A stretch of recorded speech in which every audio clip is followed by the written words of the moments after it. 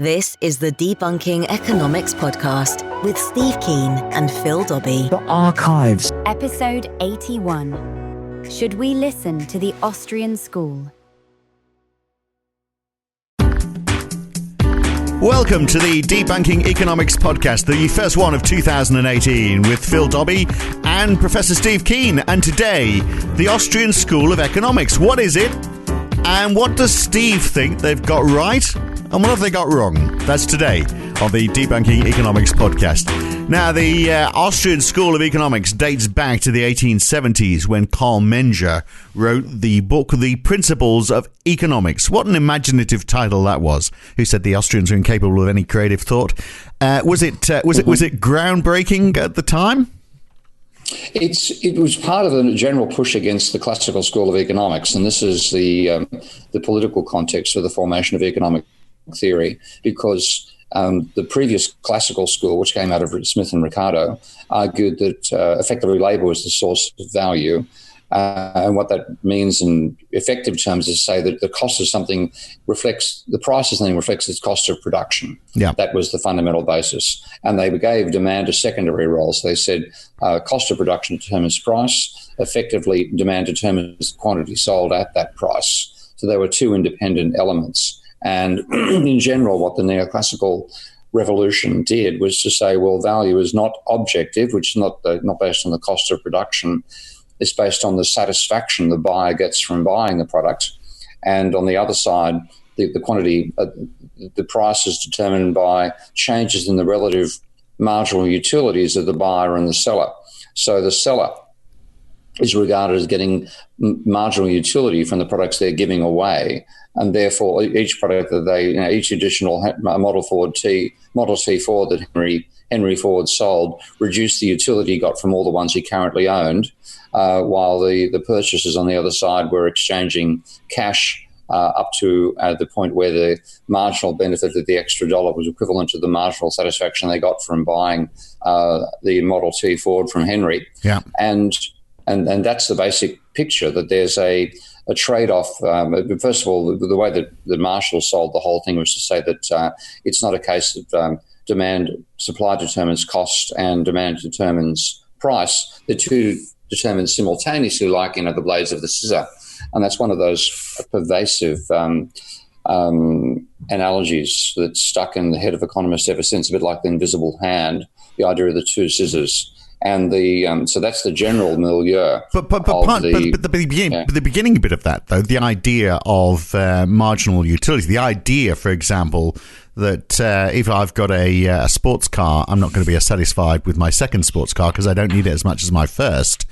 That makes sense, doesn't it? Or if I've got an iPhone, I don't need another iPhone. That's why I was including the example of the Model T Ford, because I defy anybody to believe that the Model T Fords on the production line and in the car yards gave any utility to Henry Ford. Yeah. This is the case that Marx made to make the argument that cost of production determines price rather than the satisfaction of the buyer. He said that if you go back to early primitive societies, when you had two Cro-Magnon tribes effectively meeting on the boundaries of their respective haunts. One might be able to make, for example, white leather, and the other might be able to make pottery, but one didn't know how the other did it. And in both cases, actually, I highly recommend for the not the final volumes of the series, but I highly recommend reading the Clan of the Cave Bear series by Jean Eul, starting off with the Clan of the Cave Bear and then going through fictional, but in terms of based on the history of the evolution of human society and human technology, very well grounded in anthropological research. This idea of one tribe which learned how to make white leather. How do you make white leather? Simple. You piss on normal leather and the uric acid dissolves the colour and you get white leather. How do you make pottery? You put clay which you've already formed into a fire. Now, these can both be accidental discoveries in each of the tribes. But what it means is one's got this nice fancy looking leather, the other's got pots that don't break straight away, that can be used multiple times, right, and have a glaze on them and so on. And when you first do the exchange, neither party knows how the other produces it. And Marx said in that particular situation, the utility that can be gained from the sale will be a major factor in determining the price. And the one group who's giving away some of its pots would have pots which are not surplus, but which is being offered too good a price to refuse. So in that situation, the type of both sides having a change in utility made sense. So the argument Marx made was that as you started getting an established process of trade, then the utility for the seller, the decline in utility is no longer an issue because you're actually making, specifically producing extra products for the same purpose of sale. You weren't producing them for yourself and then giving them away to somebody else because you got a better price. It was specifically produced for sale. And on the other side, the same thing applying for both products. So you ultimately got the cost of production or effort determining the price at which the ratio at which two products exchange. And in the early days, Marx said this was predominantly the amount of labour that went into them. So that was the classical school. And the neoclassical school, in a sense, ignores that argument and simply says, well, it's all about maximising utility. Now, that gives you two strands to neoclassical thought, because one became the neoclassical school and the other became the Austrian school. And the major distinction between the two was that the Austrian school focused more on the process of innovation. So they would say that you don't want to reach the point where supply equals demand, because that robs the economy of the impetus that entrepreneurs use to bring about new products. Right. So the whole creativity of capitalism for the Austrian school comes out of the difference between the current level of demand and the current level of supply. And that disequilibrium opens up an opportunity for an entrepreneur to invent some new product, provides a service in some different way, and that's what leads to innovation and change. So isn't that a bit between the two then? So I mean, if excuse me if I've got this wrong, which I almost certainly have, but I mean, there you go. But Marx, but you'll put me right. That's the great thing. But I mean, Marx's argument was, fundamentally, as you said, that the cost of production, which is largely the cost of labour, ultimately determines price after you've added the cream that the entrepreneur is going to take out of it. Whereas the neoclassic school is basically saying, well, people determine the price based on the utility they're going to get out of it. So you're saying the Austrian school sits somewhere in between that, in that they're saying... It does. I mean, the Austrian school, the neoclassical school turned this idea of the scissors, scissors of supply and demand, into a point of effectively a target. That's where the economy tries to aim for, this point where supply is equal to demand, and that's the maximum, maximizes utility of producer and consumer. It's the perfect position in terms of no exploitation if you don't have any monopolies or any trade unions. It's this effectively a world of a model of an anarchist world where price mediates everything, and there's no power, and everybody receives their marginal product. So you'll get paid what you deserve. So it's a meritocratic anarchist system, and mediated by price and by money. And that's the vision that I think is locked into neoclassical brain cells. And as Janos Kornai points out brilliantly in his book Anti-Equilibrium, the whole idea of equilibrium being a desirable state is a bit like saying that's a bit like saying the desirable marriage is between an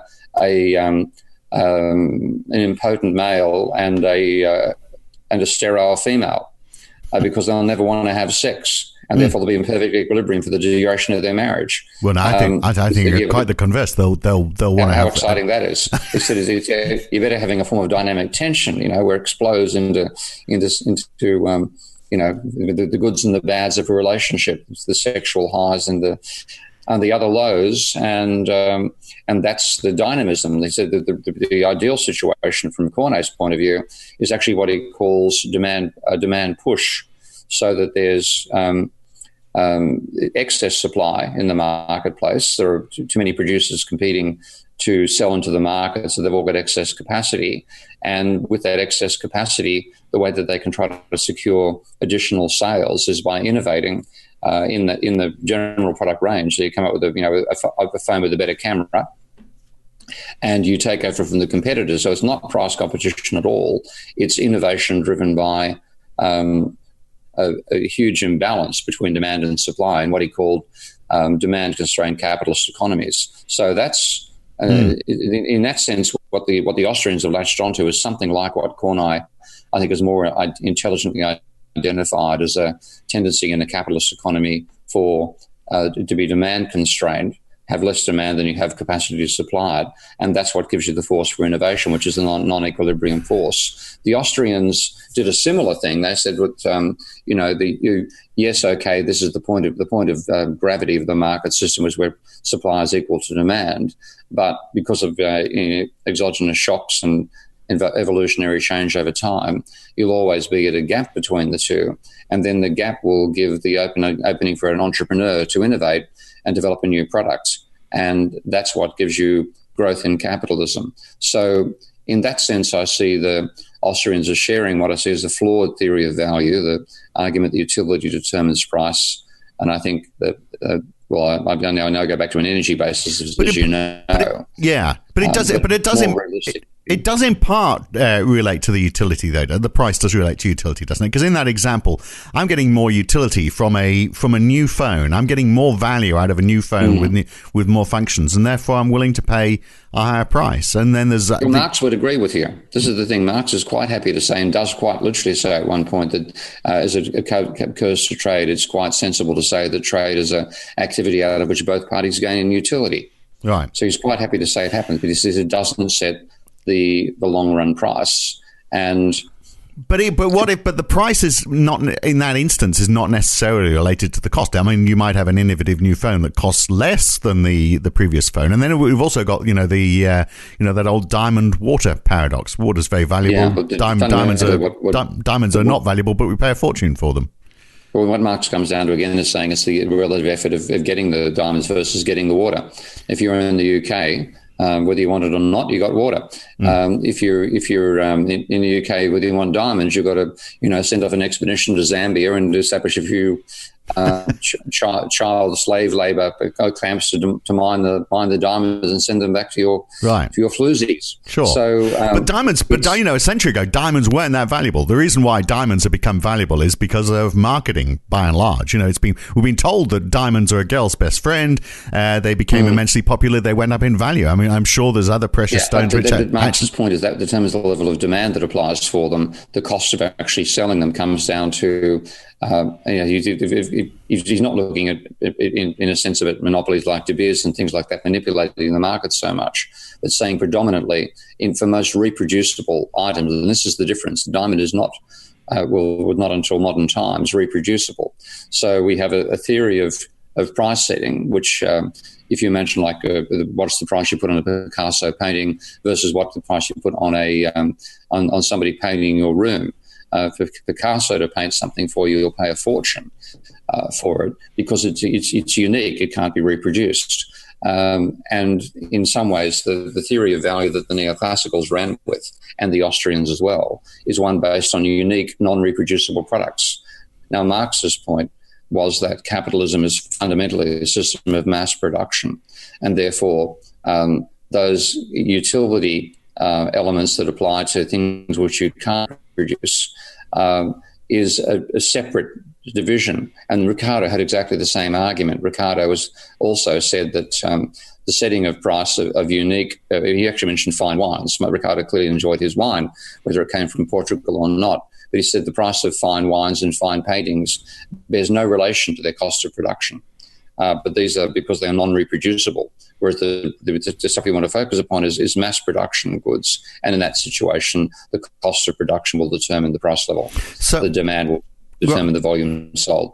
Right. Okay. Well, let's just so I'm totally across this then. Take me through what the Austrian school philosophy would be, and let's take the Marx philosophy. If we go back to that mobile phone, I've devised a mobile phone that's cheaper to produce than any existing mobile phone, and it's got a camera on it that makes everyone, even you, Steve Keen, look handsome. And everyone wants to get hold of, as you can imagine, it's never going to happen, but everyone wants to get hold of this phone. It completely corners the market. No one else can sell a mobile phone. What happens next? Then you have a total reorganization of the industry. You get a new monster firm being developed out of a new Nokia in that sense. And the early adopters are quite happy to pay a high price for it. And this is areas in which I see the Austrian concepts of having some relevance, because when you have a new innovation like that, the people who are willing to line up around the block to buy the camera when it first comes on sale, the camera phone, are willing to pay a price far beyond its reproduction price, but it certainly is partly what helps the firm cover its development price. Right. So then in that sense, the Austrian attitude to how prices are set, which they apply to everything, has relevance to new things, but not to the price of a slab of iron and a slab of steel to go up in the frame of the next industrial development that's being done in McLean, for example, or using when I'm actually financing myself. Those sorts of things are set by the cost of production, and the Austrian argument unsets it at the very centre, as if the utility of masses and masses of tons of iron and steel determine the price paid for that iron and steel, rather than the amount of coal and raw materials and energy you've got to buy to pump that stuff through the production process and produce the slabs. Right, but the Karl Marx approach to that, to my new phone, would be that after that initial rally of people being prepared to pay more, it would eventually settle down to a price which is pretty close to the cost of production plus profit. Yeah. Because now, what my approach to Marx is very different to Marxists. I have more enemies in the Marxist camp than I have in the neoclassical, I'd say. But what my approach to Marx is that Marx starts with a theory of value that says that there's a gap between the use value and the exchange value of a product. You buy something for its use value, you pay its exchange value to buy that product, and that's the source of capacity for a capitalist to make a profit, because he says the capitalist hires workers at their cost of production, which is subsistence wage, exploits their use value, which is the capacity to produce goods for sale, and that's the gap between the two gives you one of the sources of surplus. Yep. Now, I then use that to generalize it and say, first of all, you've got to start with energy as the starting point, because that's the stuff we're really mining to produce any goods whatsoever. Secondly, labour and capital ways harnessing that, and Marx's argument gives you an explanation for how he can make a profit out of producing commodities and selling them. But then you go to another scale beyond that, where you start looking at money as both a commodity and a non-commodity, and then you have new products, which themselves are both commodities and non-commodities, because that new phone you've just invented is produced by using commodities, but it itself is not part of a production system.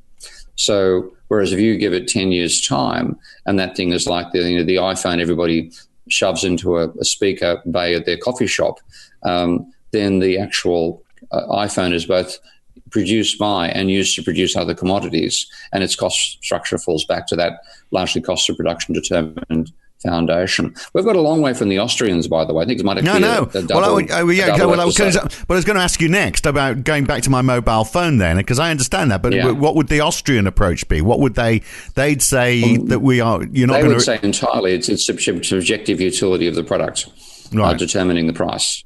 And it stays that way indefinitely. So if the price falls over time, it's because people are regarding it having a lower level of utility.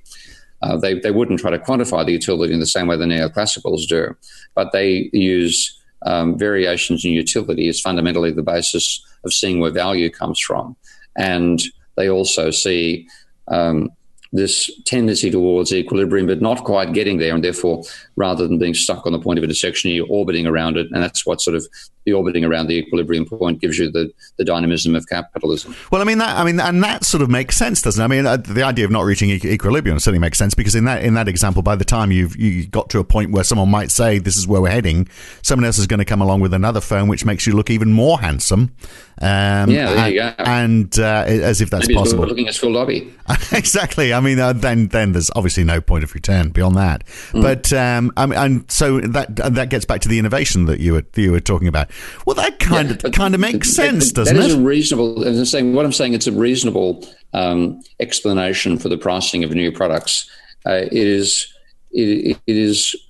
not something that I think, as I argued when we spoke about energy earlier, you have to start from a theory of value that's consistent with the laws of thermodynamics. Yeah. Now, on that front, the labour theory of value is wrong, as is the neoclassical theory. But the Austrian school came out with the idea of opportunity cost. That if you're going to do something, you're doing it at the expense of something else. So that sort of takes care of that energy argument, doesn't it?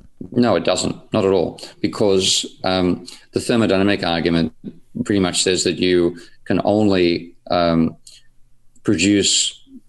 you can't produce more value than you find initially.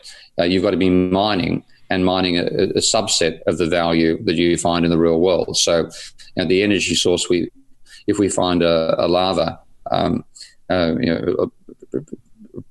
river of lava flowing nearby with a burning tree attached to it, and we grab one of the branches of the burning tree and use that to light additional fires, we have produced, in a sense, output of energy for the first sake of cooking, but we necessarily have waste energy as well. So we're mining it.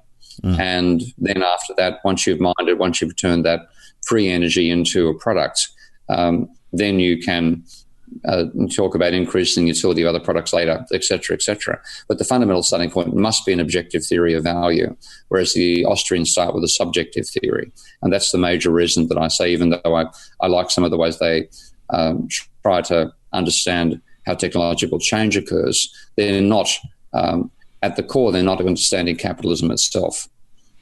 So what about the role of the state in all of this? So, for example, the role of interest rates. I mean, the conventional belief is that central banks, manage interest rates to ensure there's enough liquidity in the economy. In other words, they're busy manipulating the money supply.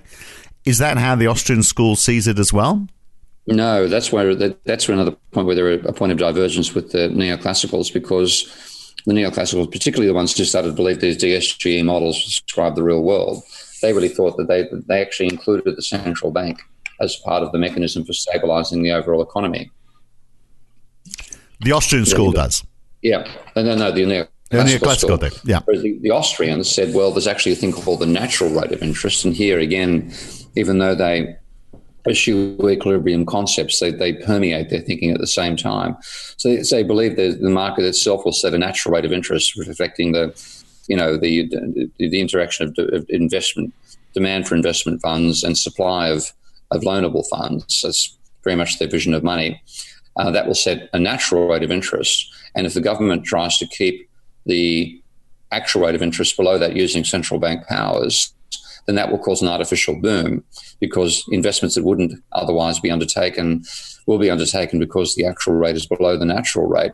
That will give you a boom, which will drive up asset prices and lead to rising levels of debt as well. And then you'll have to have a crisis at some point, because you can't sustain that overvaluation. And so the boom leads to the bust. And they blame the 2008 crisis on the Federal Reserve setting the interest rate too low between 2000 and 2007.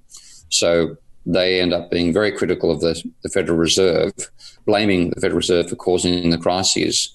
But they also, of course, when the Federal Reserve got involved in QE, a lot of Austrian predictions were for massive inflation, because their model of money creation, again, they share with the neoclassicals, the idea of the money multiplier. So if you produce an extra $1 trillion worth of reserves every year, and the money multiplier is a factor of 10, which is the literal value of the American money multiplier, though it's not, in practice it's far, far lower, actually far, far higher than that. But with that ratio, the $1 trillion of QE each year should have caused $10 trillion more worth of money inside the economy, and that should have caused massive inflation, which of course hasn't happened. Yeah. So there are areas in which their theories of money are quite naive, as naive, even more naive in some ways than the neoclassical theories of money. And that's what leads them astray in trying to understand the aftermath of the 2008 crisis.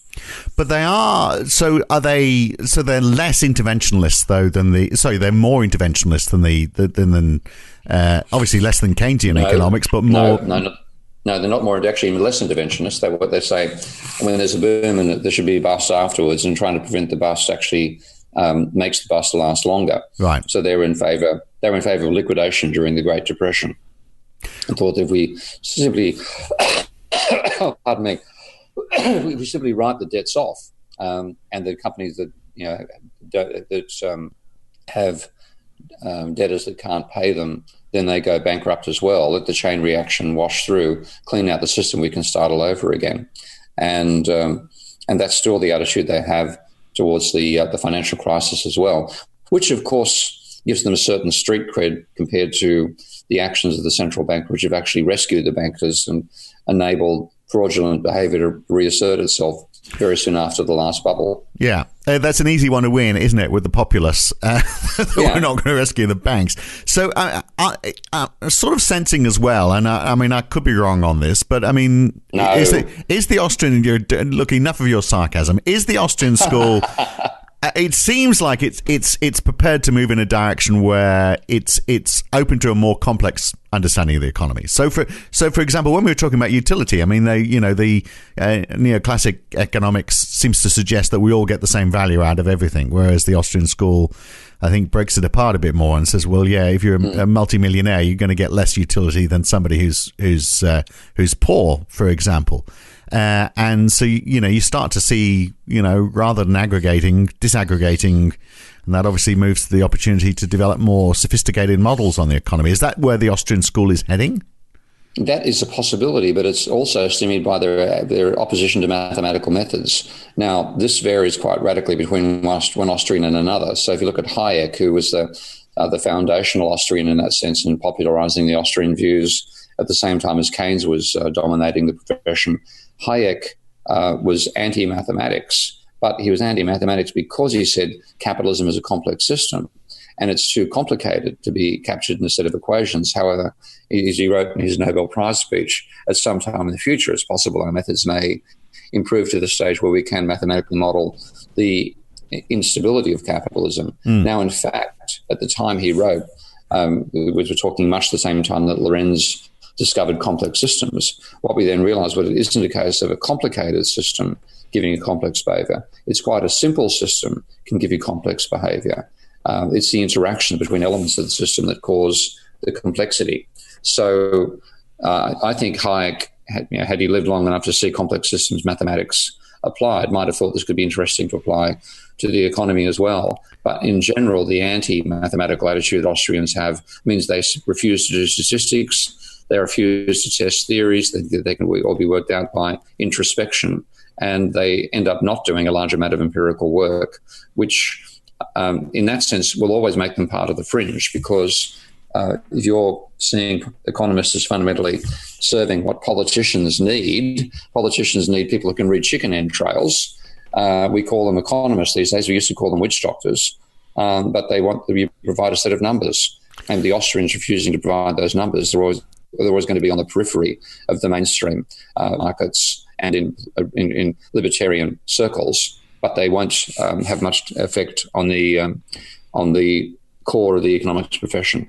So if we listen to Hayek and and if the whole of the Austrian school went down that road of saying, yes, we understand this is a complex system, they also don't believe in the role of equilibrium. They understand there's a role of banks which interferes. No, they misunderstand it, but they talk about the role of banks. Okay, but at least they recognise there's a role to be played there. I mean, in those three things, they sound like they're following your line of reasoning. So where's the divergence between you and the Austrian school? But this is actually intriguing, because a lot of Austrians, almost identify me as one of them, and sort of, want me to be more on their side.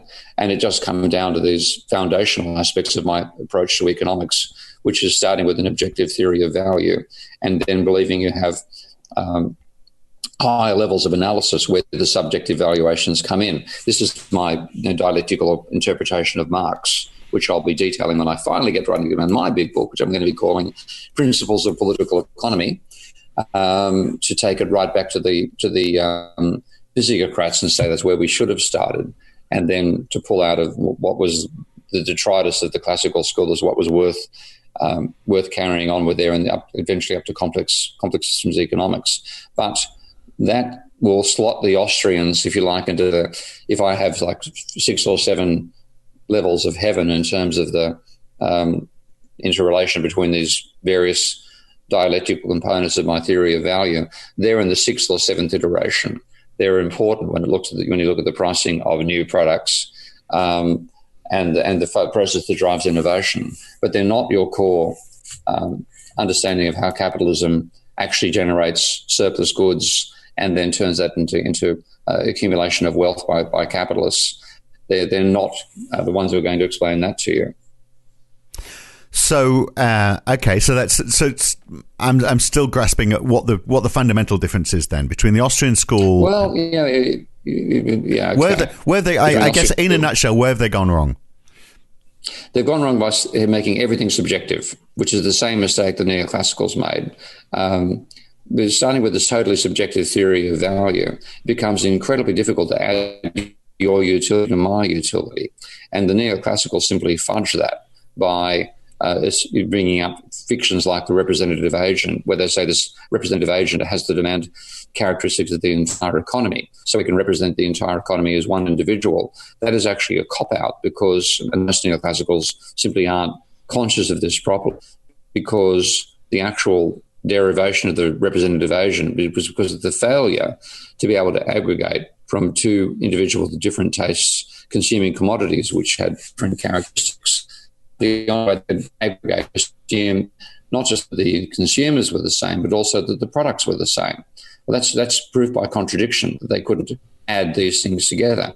So that's where the neoclassicals got to with a subjective theory of value. What the Austrians, in one sense, is more legitimate, is refuse to add up in the first place. Refuse to say you can actually add these bits together. But they still think in terms of an aggregate market, aggregating to the stage of market supply and market demand curves. So they fudge the mathematics rather than actually executing it in the first instance. But fundamentally, you cannot add up from a subjective theory of value. If you're going to be able to add things together, then you have to start with an objective theory of value. Right. Okay. Kind of makes sense. It almost getting hairy here. It's almost as though they're sort of like saying, well, look, we understand that things aren't working the way the neoclassicals believe, and it's more complicated than that. But bugger if I know how we solve that one. Yeah, that wouldn't be a bad summary of my summary of how the Austrians actually behave. So, and that's like one reason why I won't, I'll identify with some elements of their thought, but I certainly won't regard myself as an Austrian. But I regard people like Schumpeter, for example, and Schumpeter is Austrian, can be seriously regarded as part of their school because he actually built a disequilibrium analysis of capitalism, which I regard as extremely valuable. So there are elements of the Austrian thought, mainly manifested in Schumpeter, that I think are very, very valuable for forming a decent new economics. But of course, ironically, Schumpeter is generally speaking not regarded as an Austrian by the Austrians because he actually was a government minister for a while, and they see him as having sold out to socialism in one of his final books, which to me was actually simply reading the book when I first read it back in 1972. I didn't see anybody was fussed with Schumpeter. So it's called Socialism, Capitalism and Democracy. And I thought it was such a wanky book. I didn't take Schumpeter seriously until I read him again in the Theory of Capitalist Development in the late 1990s. And then I thought this is a seriously sophisticated piece of thinking. But that earlier book, which a lot of the Austrians deride Schumpeter for, I think was his superannuation fund. I think he wanted a popular book to make a nice lot of money so he could retire comfortably and continue doing the 3 things he wanted to be best at in the world, which were to be the world's best economist, the world's best lover, and the world's best horse rider. Well, there we are. How's your horse riding coming along? Not as good as the other 2. I'm not going to ask you about the other 2. Certainly not the middle one. All right. Well, you've taken us some way on the Austrian School. That's good. I'm sure we'll come back and revisit this. Great to talk, Steve. I think we'll have to, but yeah, interesting start. And that is the beauty, isn't it, of these long conversations. We've got plenty of time to explore all sorts of stuff. Now, next time, GDP. It's generally the measure that we use for the wealth of a country, or GDP per capita. But does it work in practice? Is there a better measure of measuring the wealth or the comparative wealth wealth or the wealth over time of countries around the world. We'll look at that next time on the Debunking Economics podcast with Professor Steve Keen. I'm Phil Dobbie. Thanks for listening.